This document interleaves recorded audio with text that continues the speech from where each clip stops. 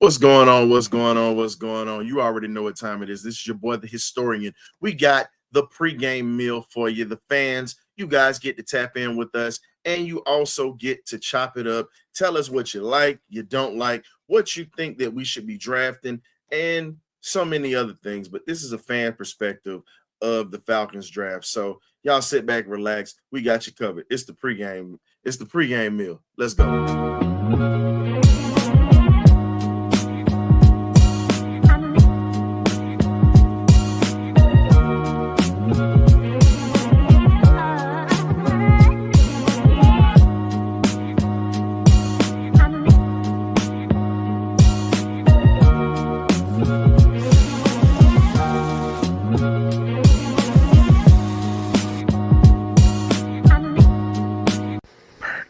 Man, tonight is the night.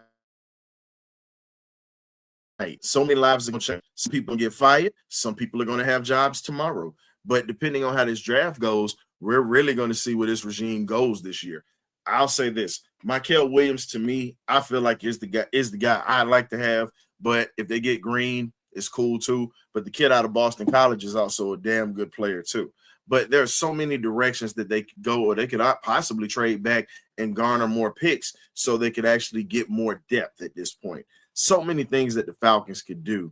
And looking at the pregame meal, this is just a little something, as I said, a little bit of a teaser for the fans because, again, we have something going right now. A lot of momentum, a lot of whispers, a lot of things that are going to make you say, well, damn, are we actually going to be for real about what we're doing with this ball club? Because there are so many things that you could do at this point. It just makes you, how can I put it?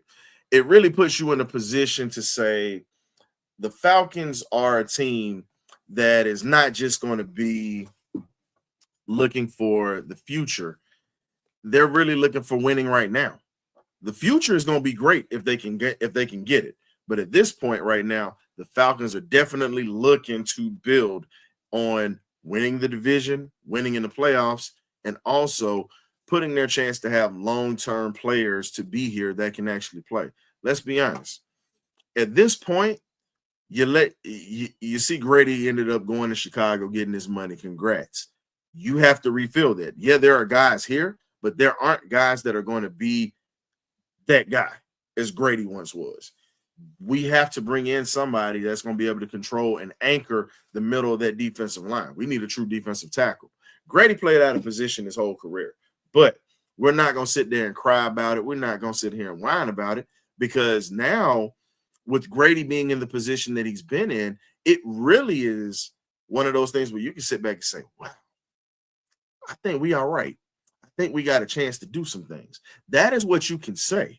However, there are other concerns with this ball club coming up. There are a lot of concerns with this ball club. Now, the one concern that you have to really understand is the due diligence to be able to hit a home run. Now, this regime could also go into a whole different area. And when I say a whole different area, it's one of these things where, how can I put it? It's one of these things where you can just sit back and just say, it's one of those. But sitting back, we got fans that are going to be coming in or whatnot pretty soon, and they're going to actually be able to chop it up with us and talk about what's going to be. We're going to have the magnificent BirdCage crew and everybody else coming in with us during the regular show that we have going. That's going to be at 8:00. So at this point, what is Terry Fontenot going to do? Give me 1 second.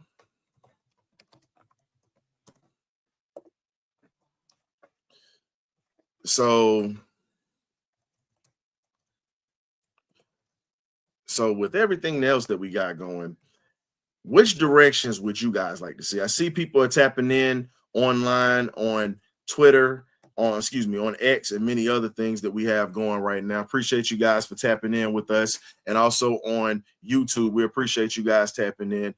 There are going to be a lot of different shows that are going to be coming through, but hey, it's one of these things where all we can do is just say, well, let's see how we transition.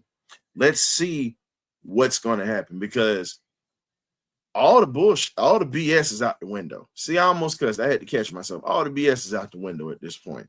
Now, with the way that the draft is set up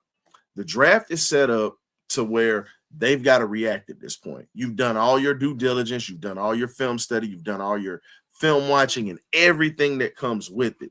The question that I have is this: are we equipped for whatever that comes here? Because let's be honest, there are going to be pissed off people either way that you look at it. There are going to be pissed off folks in this fan base. I hate to say it, but it's just one of those things. Sorry about that. But it's just one of those things. It's one of those hateful things that you can say that we have going. Fans are going to boo the moment that somebody is drafted. It doesn't matter. If they don't like the draft pick, they're going to be asses about it.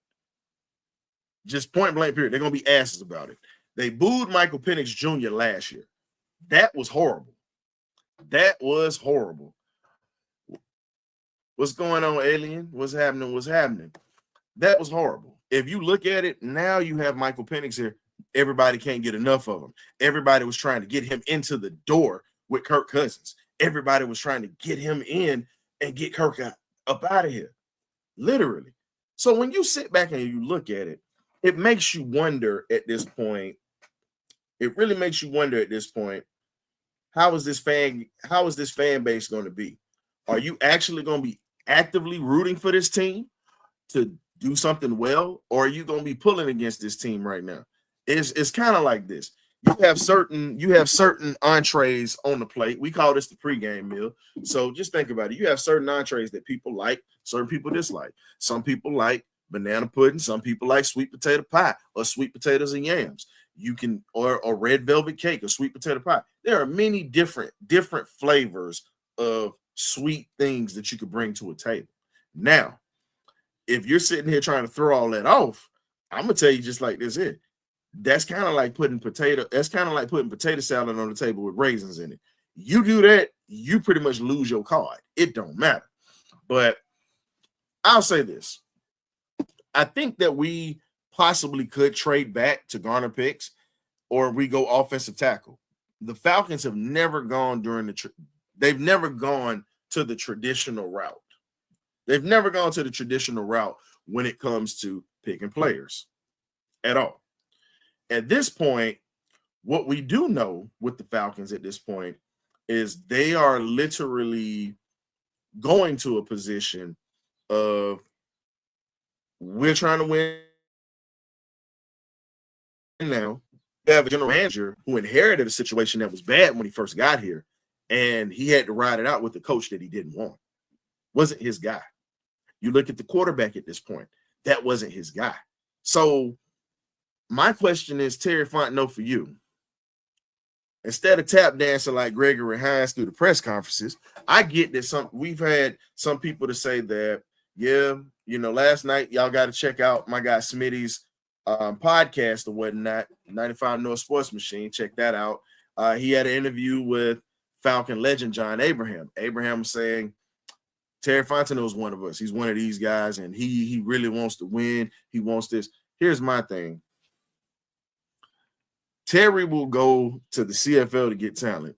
He does magic in undrafted free agency. He does. So when you look at it, what's up, Smith? Yo, what's up, man? We got a guest in the house. He pulling up with a plate full of chicken wings real quick. Hey, man, they downstairs in the fryer, man. They'll be up in a minute. Hey, man, this is the pregame meal. We got the regular show coming up, but I definitely appreciate you coming through, chefing it up right now. So, hey, man, we got to warm it up for the folks, man. We got to give them something to talk about, man. So it was something that I was putting out here the other day, and I was talking about it. And you and I talked about this off the phone. And I told everybody, I said, Smitty, and it's funny that I mentioned you and you popped up. I talked about the interview you had with John Abraham, and he had a lot of great things to say about Terry Fontenot. Now, even though those things are great to hear, and I respect the legend because he's been in that front office negotiating. He's had dealings with this front office. Hell, with the regime of Arthur Blank and Rich McKay, he's had dealings with them. So the question is this: do you think it's Rich McKay, or do you think it's somebody? Do you think it's him coming into that position to make some things happen? I say this all the time, man. As long as Rich McKay and Arthur Blank are friends, Rich McKay gonna always be involved. Because guess what? If Arthur Blank, something happens to Arthur Blank, guess who takes over the team? Guess who take over daily duties? Rich McKay. So yeah, Rich McKay is gonna always be involved, man, some way, somehow. And no matter who the GM is, no matter who's the head coach, Rich McKay and Arthur Blank gonna have the last say so. It's gonna always be like that. What's up, Will? What's going on, man? Or should I say, pink slip Will, axe handle Will, pretty much the man that want to fire everybody. Hey, you talking about me? He the one with the chicken wings. He got all the chicken wings. No. He ain't got the chicken wings. He's got the tomahawk, the axe, the meat cleaver, anything that you want to think about or whatnot. He literally is that dude that you see walking down the hall, you go the other way because he trying to fire everybody. See, he can't fire me. He can't fire me because it's my show. I fire his ass. So what's good, man? What's going on, man? I just want to say, man, shout out to y'all boys. Keep the content growing, man. But with that being agreed. With that being said, man, I know everybody want all do. We're saying a dude Carter, but I don't think we're gonna get him. I think the Giants gonna get this dude because this dude's a game changer. But like I say, if we get Mike Greens, I don't really care who we get. As long as we get a person who gonna be like a day one starter. They don't have to have but they have to be consistent in the pass rush. But I just don't want Stewart though. I Texas A&M, I pass on him. I got a Mike Greens. Now you mentioned that. I want to ask you this, man. So everybody that's in the chat, we thank y'all for joining. We are going to have a regular draft show at 8:00. This is just something for the fans to be able to come in, tap in, and matter of fact, I'm going to drop the link in X and whatnot. So if you guys want to come in and chop it up with us or whatnot, we definitely want you guys to come in. So the question I have for you, Will, is this. You also saw that they went to Texas and they were also looking at an offensive tackle. Now, we've had problems with offensive tackles for a minute on that right side. So if you get Kelvin, if they go opposite of a pass rusher, because we've seen Atlanta go and do something totally opposite of what we're supposed to do. We've seen this. Say they go get Kelvin Banks out of Texas, offensive tackle. McGarry, we got to see how he shakes out this year. They still got Storm Norton, and then you still got Matthews. He's a little long in the tooth. Would you be mad if they brought in someone that could actually protect Michael Penix's blind side? If they drafted him, be honest, on your defense. But obviously, I won't be mad. But the fan base gonna get mad. But I don't really care. I'm gonna support the logo, man. So whatever we get, bro, I'm supporting the team, man. Like I say, man, it's like it's a shut up and put up year for us, man. But I don't mind.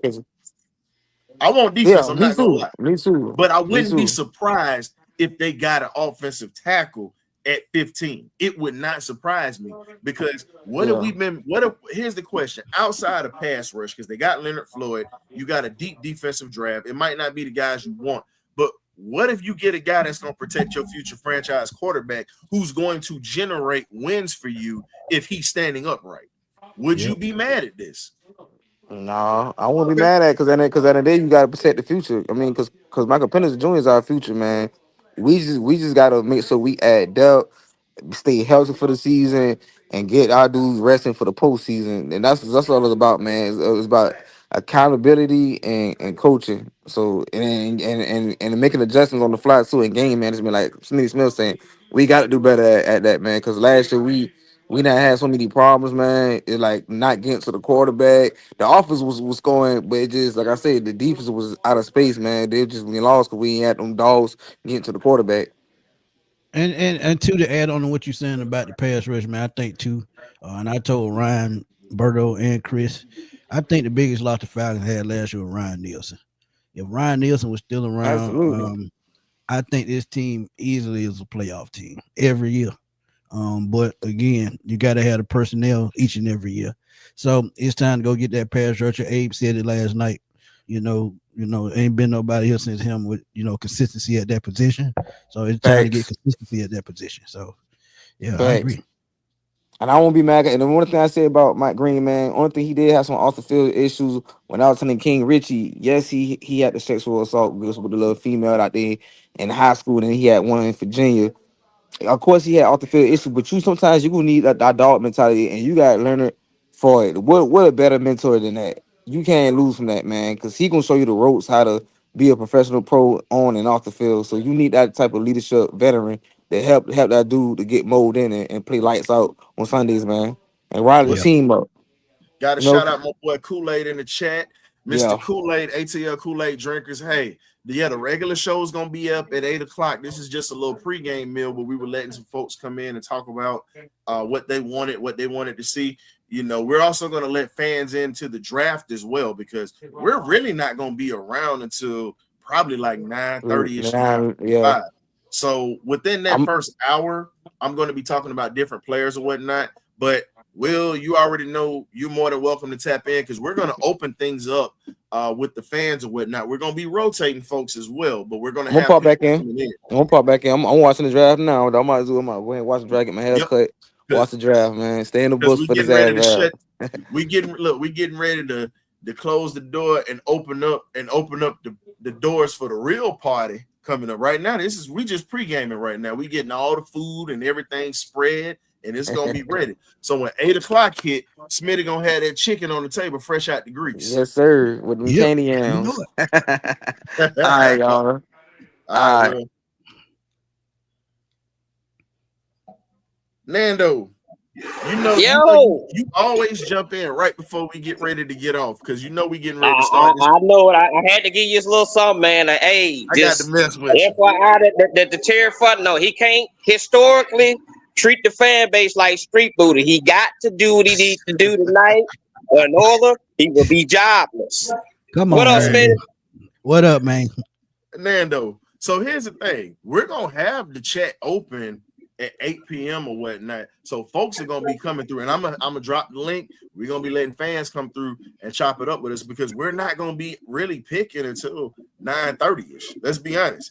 15, 9:30ish. They're gonna try to drag everything on. You know how the commercials go and everything. So we're really not gonna be picking until close to damn near 10 o'clock. Yeah, I know you got a pretty much a long night. Y'all got a pretty much a long night of this y'all content creators tonight. I'm okay with it, because guess what? Yeah, I'll be up about midnight or 1. Here's my thing: after we get our pick or whatnot, I've already said we'll probably end up. I know everybody gonna do shows tomorrow. I know everybody doing shows tomorrow, but I might have a bumper to bumper in the morning. Y'all might see me struggling with a Red Bull or a cup of coffee. See, I don't drink that. See, I might be up on that tomorrow morning. I don't sleep much. The car can't run off nothing, man. You gotta get a little boost. You need a little octane boost, man. So just think about this, because I actually put this out here, and this was something, and I'm gonna bring it back up in the next show that we got coming up. But let's be honest. I've already said, don't be surprised if we don't grab an offensive tackle if we don't go DN. Don't be surprised, because I know they had all those boys they had all their representatives at Kelvin Banks Pro Day at Texas, just like they did Michael Williams at Georgia. So again, keep telling people, don't set yourself up for failure. Read the tea leaves, because if one of these guys that they want is not on the board, they're going to go in a different direction, and it's going to be way different than what everybody else is thinking right now. Yeah, that probably. I agree. He followed his board pretty well. We don't need that best player available tonight, though. But here's the thing: I don't want offense in the first round. But here's my thing: there you go. If you're looking to protect your future franchise quarterback, and you know that Matthews ain't gonna be here too much longer, or Gary's gonna be gone, or he's gonna be too inconsistent, you do got to protect Michael Penix. This is the future. So I'm already looking at it from a standpoint of I want defense because we need it. We need it. But if you're looking at keeping your quarterback upright, that's going to actually help you win ball games, guess what? This is what you do. So I was gonna say, my question to you, Ryan, is what you think? Where you think your boy Vincent gonna get picked between second and third? he's gonna probably end up being a mid-third rounder, high fourth rounder. You already know that they're not gonna pick somebody that high out of an HBCU. And ladies and gentlemen, Right. I love the fact that I'm seeing I love the fact that I keep seeing green in the chat, but I'm gonna tell you like this here.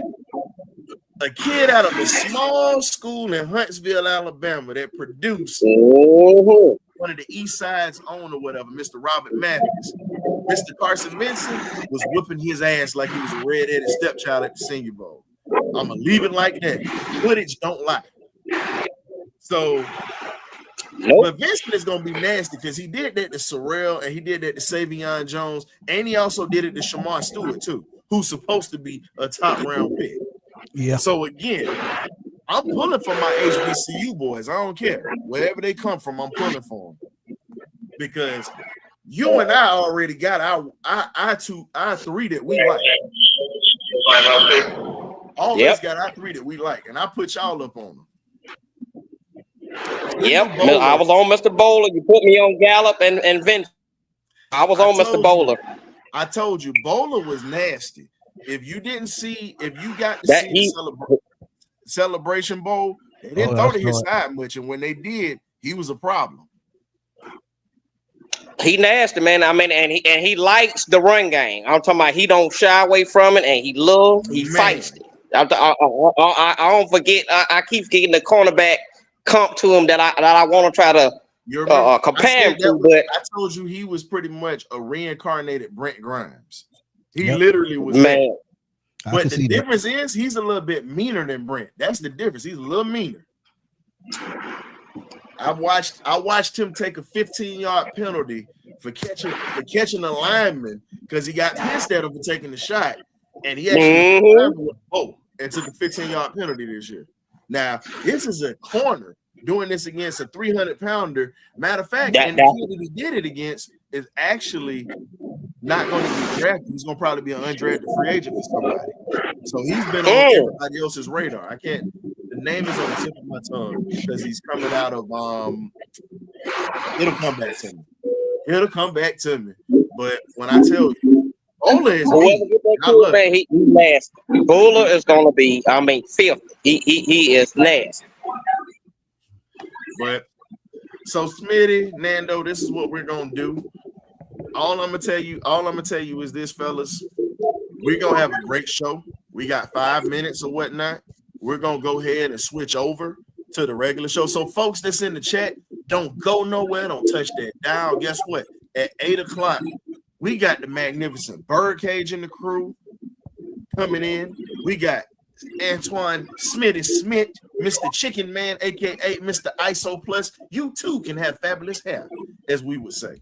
And we got A1 coming through, and we might have a surprise. We don't know, but that surprise is a little iffy. But we might have a surprise for y'all. So you know how we do in the BirdCage, baby. Like we always say, you either get right or you get left. So instead of getting left, go ahead and get right. We're going to have y'all covered for the draft special BirdCage topic. So go ahead and check into that. We'll have this going on at 8 o'clock. Please tune in. We'll be there. Thank y'all for stopping through, grabbing a plate, and pulling up a red cup. Go ahead and toss that in the garbage can. We got you covered for the real party. Deuces.